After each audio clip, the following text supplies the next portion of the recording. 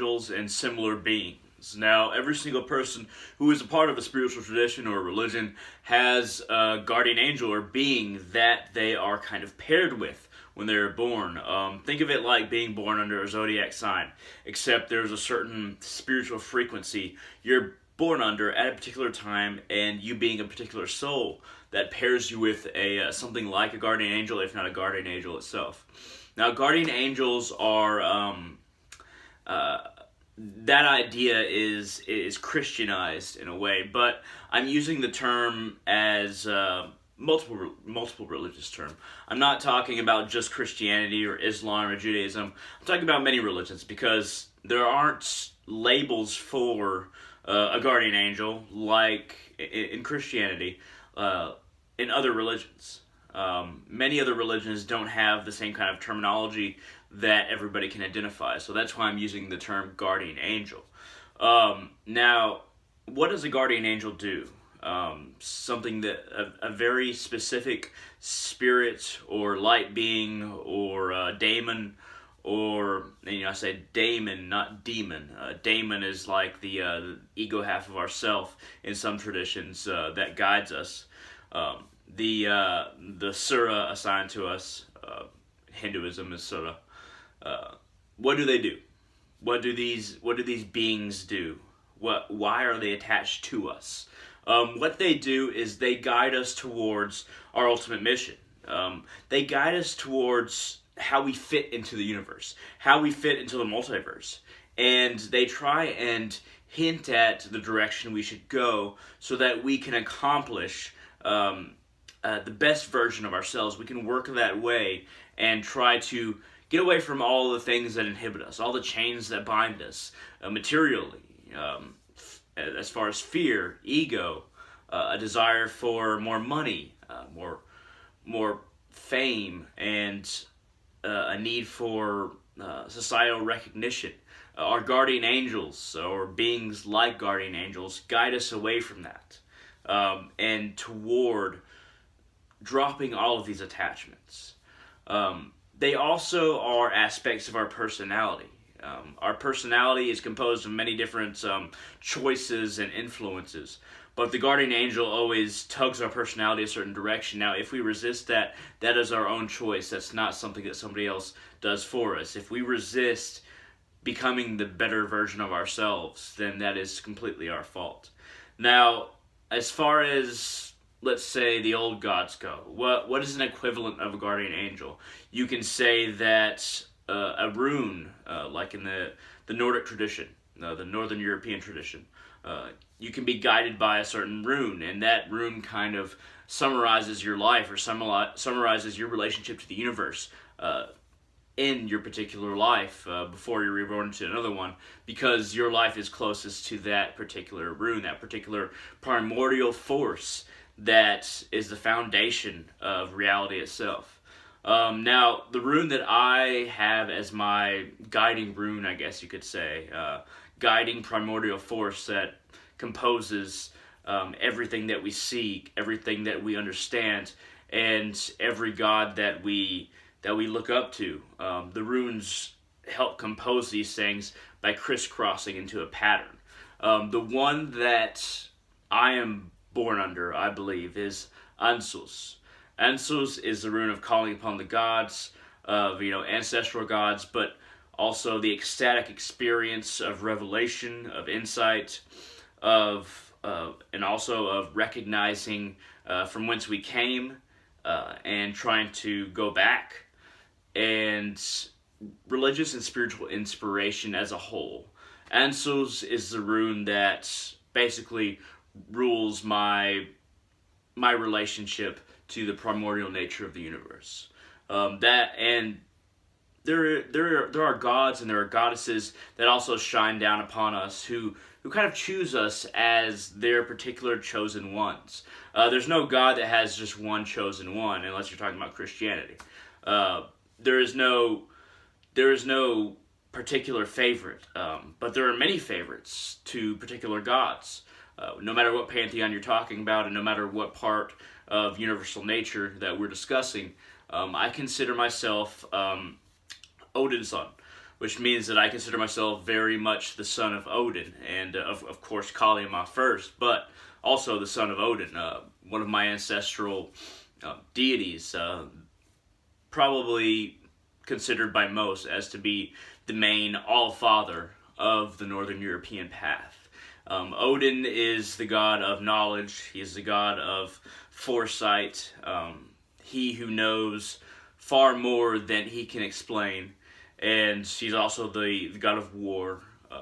War towards the end of harmony. Harmony being the end in all his measures. He travels the world in many different guises in order to gather the knowledge necessary to prevent the end of the world for as long as possible, to fight off chaos for as long as possible, and to allow us to develop to the point where we can be spiritual warriors before we are inflicted by the chaos of Ragnarok.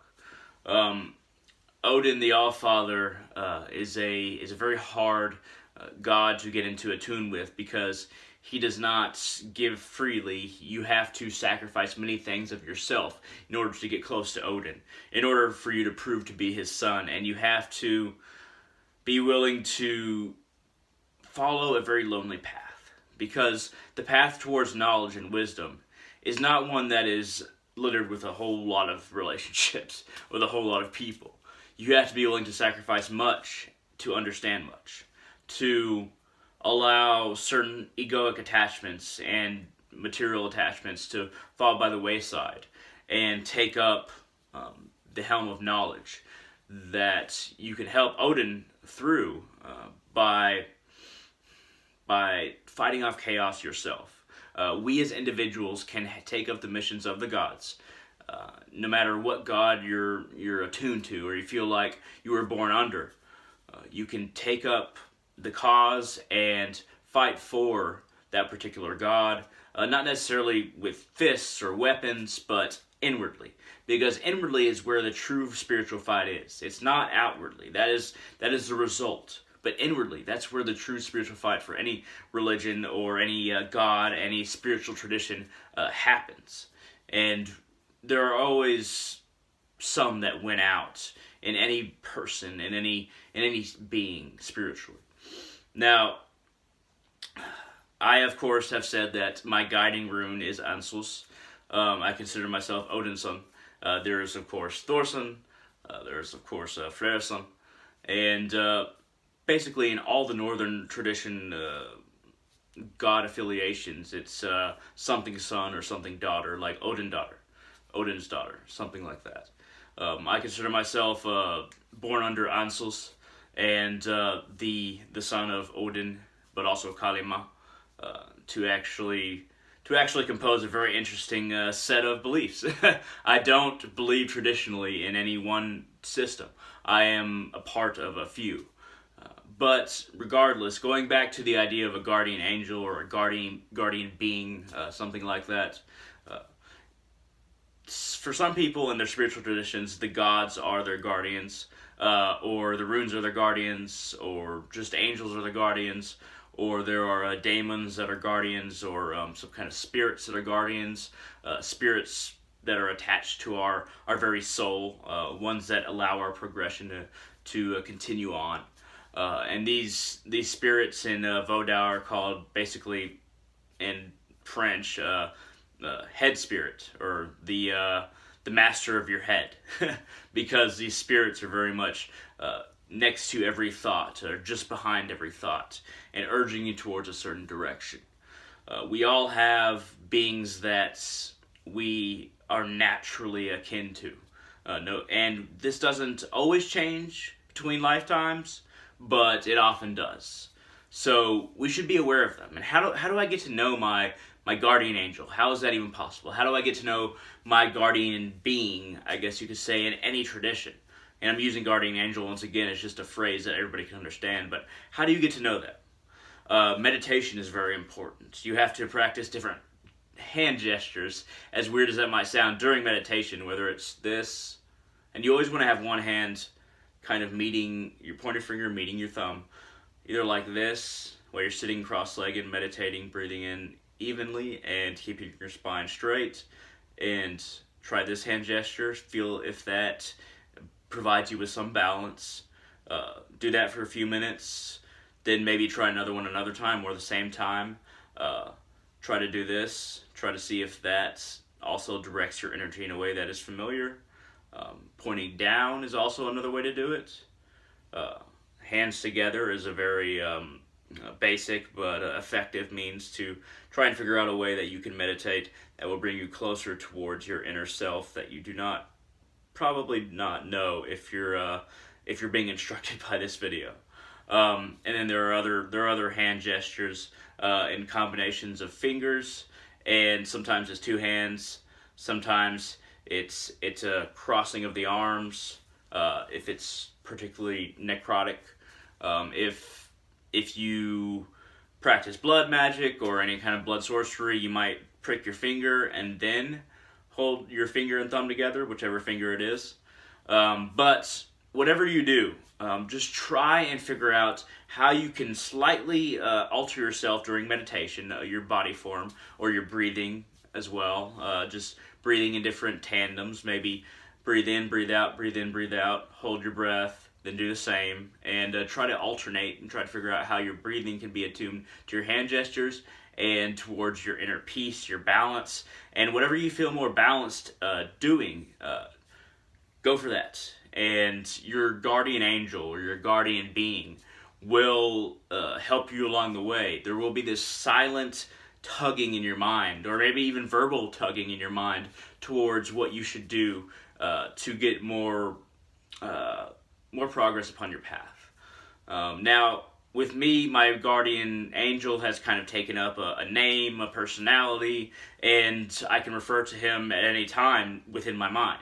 I know that's not necessarily another human being, but my guardian angel does exist very much tethered to me within my mind, and I'm very fortunate for that. But for a lot of people, their guardian angel or guardian being doesn't really have that same connection to them because they have not listened to certain messages that come through our subconscious and come through not necessarily easy to read signs. So whether it be in the world or what happens to one's body or what happens in one's mind, we can't always interpret these things very easily. So there are a lot of people who aren't connected to their guardian angel. Most people, in fact, are not. I'm lucky enough to be connected through a lot of spiritual, mental, and physical anguish has developed my relationship to the necessity to have the relationship. So I'm lucky to actually be connected to my guardian angel. But this has been a video about guardian angels and similar beings. I'm sure it's helped. It's been a bit of a rant. But if you have any comments that you want to make, feel free to shoot down in the comment section below. If this video made you think or you thought it was interesting, feel free to hit that thumbs up down there. And I will see you in the future.